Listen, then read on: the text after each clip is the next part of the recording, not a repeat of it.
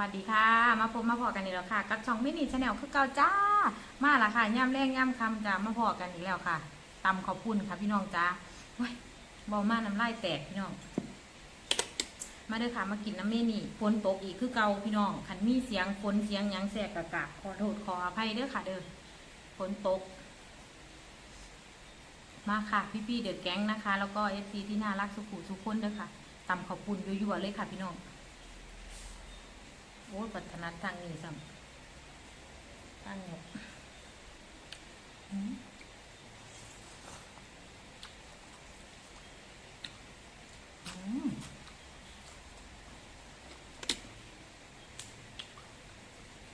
นัวขนาด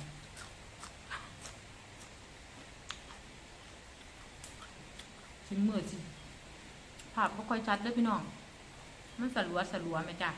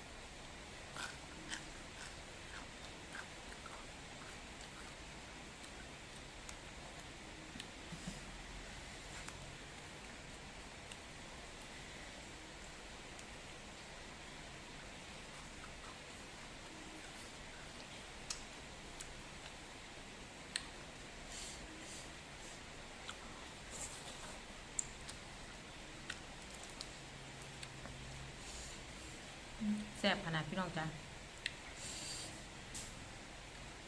ตำข้าวปุ้นที่สุดดอกนัวปลาแดก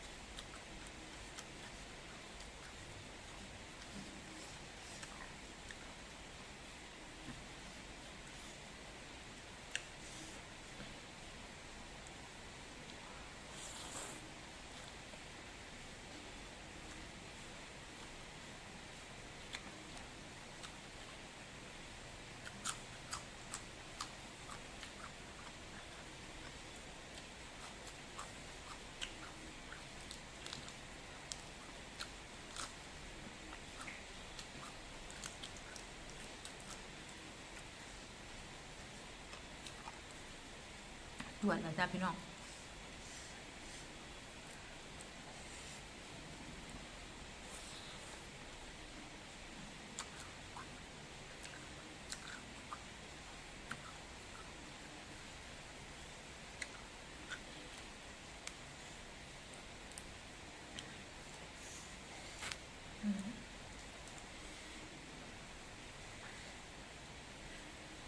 ตำข้าวปุ้นนี่ตำย่ำใดกับแสบย่ำนั่นเด้อจ้ะมันเข้าเครื่อง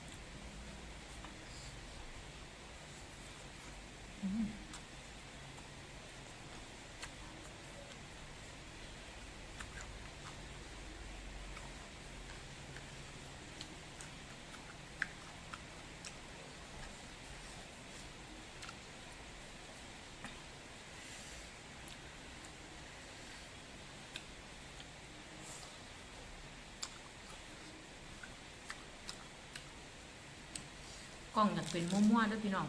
แสงไฟจ้ะ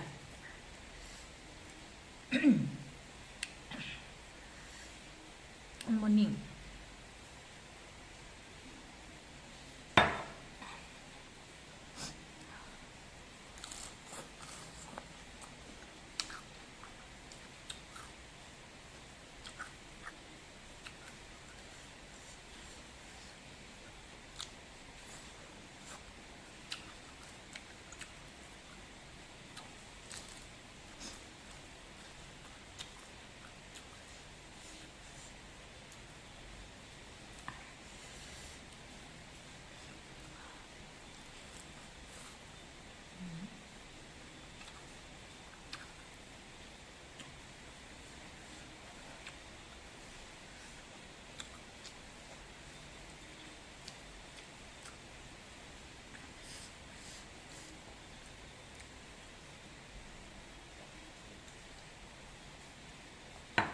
สำหรับคลิปนี้ก็เอาไว้ซ้ำนี้ก่อนเด้อจ้าพอกันคลิปหน้าค่ะขอบคุณหลายๆค่ะบ๊ายบาย